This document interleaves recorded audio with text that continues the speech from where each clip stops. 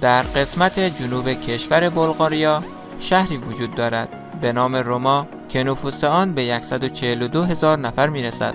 مردمان این شهر به نام رومانی یاد میشوند و یکی از بزرگترین اقلیت‌ها در بلغاریا به شمار میروند. در این شهر هر ساله 4 بار با برگزاری مراسم خاص مذهبی بازار فروش عروس‌های جوان و مقبول نیز به راه انداخته می‌شود. عروس‌ها معمولاً از خانواده‌های غریب جامعه‌اند که برگزاری این بازار را یک فرصت خوب برای عروسی با مردانی که اقتصاد مالی خوبتری دارند می‌دانند. عروس در این مراسم لباس عروسی بر تن کرده و خود را با جواهرات تزیین می‌کند و همراه با فامیلش به بازار عروس می‌روند.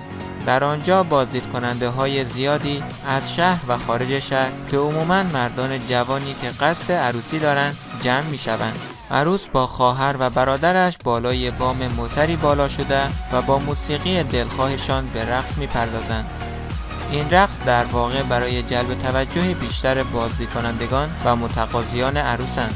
در این بازار دختران و پسران جوان با همدیگر گروه‌هایی را تشکیل می‌دهند و در آنجا با همدیگر صحبت می‌کنند و بعد از موافقت و همدیگر پذیری به پیش خانواده‌هایشان می‌آیند و سپس خانواده‌های آنان مقدمات عروسی آنان را فراهم می‌کنند. قیمت عروس‌ها بستگی به مقبولی، سن، قد و باکره بودنش دارد که از 100 یورو گرفته تا 10,000 یورو می‌رسد.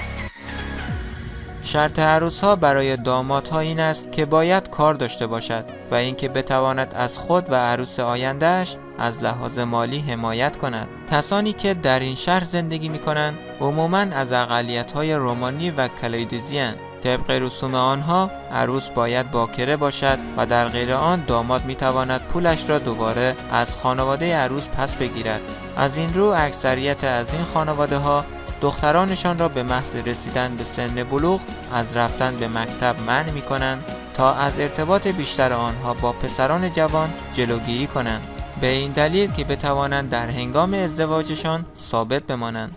این مراسم هر ساله 4 بار برگزار می شود و دختران که از خانواده‌های فقیرند این مراسم را یک فرصت خوبی برای ازدواج با مردان پولدار می دانند. بازار عروس یکی از قدیمی ترین رسم در بین اقلیت‌های رومانی است که از نسل‌ها بدین سو در این کشور رواج داشته است که در گذشته‌ها این مردم اسب‌هایشان را به این روش خریداری و معامله می‌کردند، طوری که اسب را در جای بلندی استاد می‌کرد و سپس خریداران برای خریدن آن چانه‌زنی می‌کردند. هر کسی که پول بیشتری پیشنهاد می‌کرد اسب به او تعلق می‌گرفت که رفته رفته این رسم به بازار عروس شهرت یافت.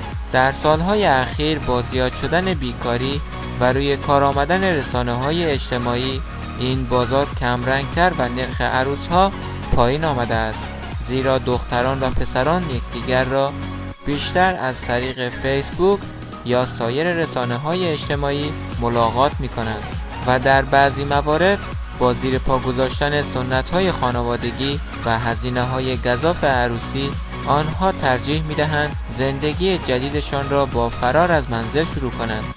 دوستان، نظر شما در این مورد چیست؟